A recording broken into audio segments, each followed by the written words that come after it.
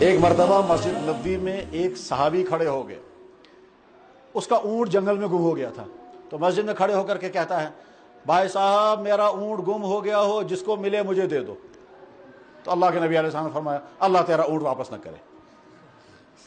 وہاں اعلان کر دیا بھائی چیزیں بازاروں میں گم ہوں گے مسجدوں میں اعلان ہوں گے، چیزیں جنگلوں میں گم ہوں گی مسجدوں میں اعلان ہونے لگیں گے، تو مسجد میں گم شدہ چیز کا اعلان کرنا منع ہو گیا، یہی حدیث ٹھیک۔ لیکن اعلان کرنے کی دو قسمیں ہیں، ایک ہے میری چیز گم ہو گئی جس کو ملی مجھے دے دو، اور دوسری قسم ہمیں کوئی چیز ملی ہے جس کی ہے لے لو۔ اس حدیث میں یہ دوسرا والا منع نہیں ہے، حدیث کے الفاظ عام ہیں،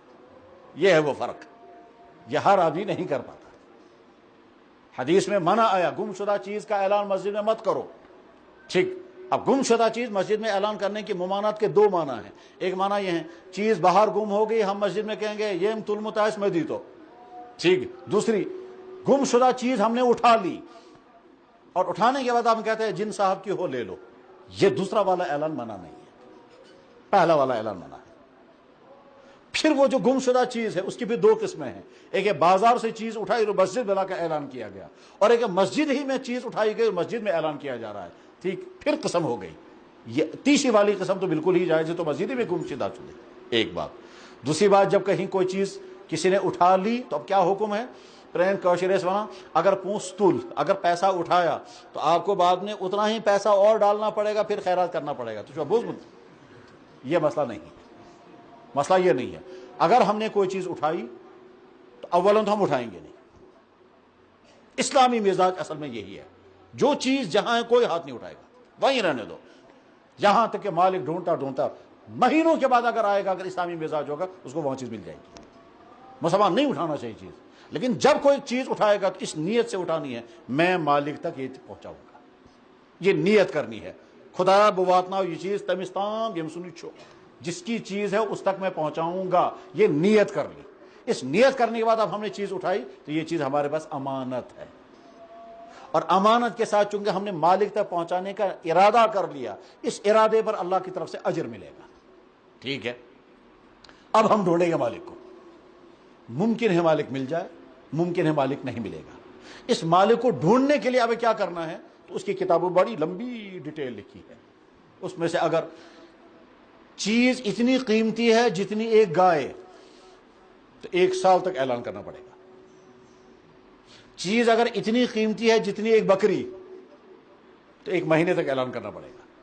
چیز اگر اتنی قیمتی ہے جتنی مرغی تو 10 دن تک اعلان کرنا پڑے گا۔ وریستان کا کربو میں اعلان، ٹھیک، اور اس کے بعد فرض کرتے ہیں وہ گائے تھی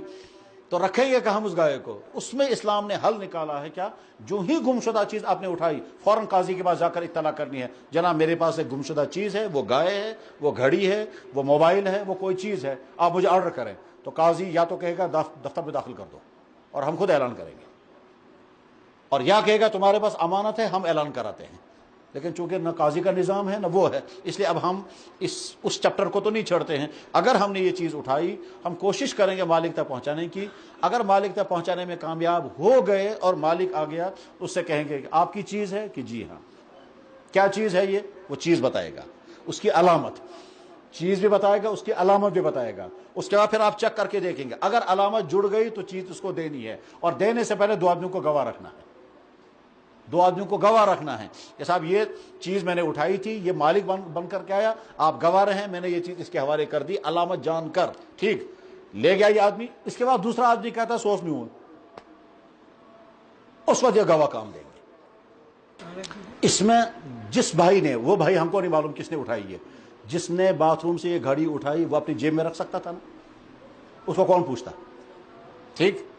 اگر اس کا یہ جذبہ کہ نہیں صاحب مجھے وہاں تک پہنچانی ہے تاکہ مالک تک پہنچ جائے، یہ جذبہ یہی ہے ایمان کی علامت، ورنہ اس کو کسی کا ڈر نہیں ہے، وہ پکڑا بھی نہیں جائے گا، یہ کہاں اس کو ڈھونڈتا یہ کون لے گیا میری گھڑی،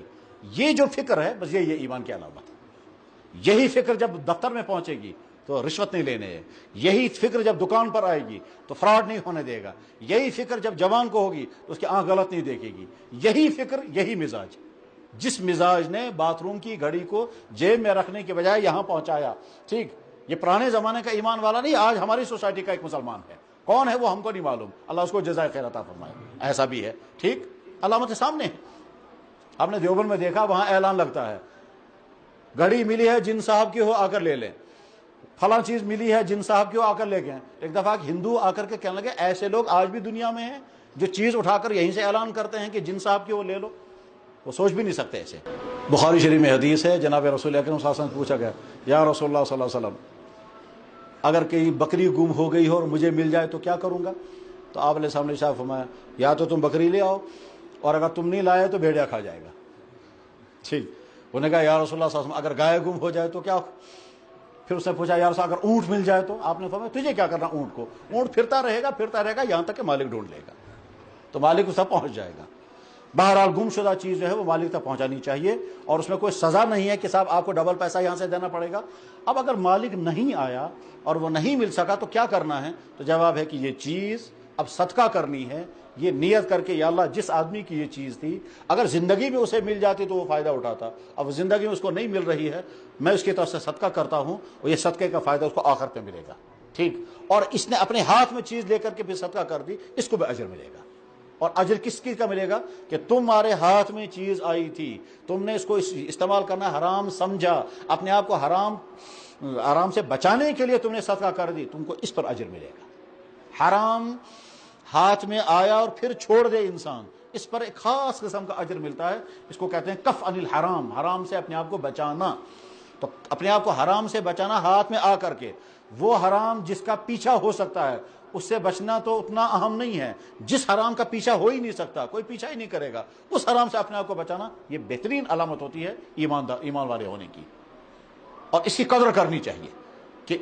بلکہ اس کو مبارکباد دینی چاہیے، تم کو مبارک ہو تمہارا یہ مزاج، اتنا قیمتی مزاج ہے۔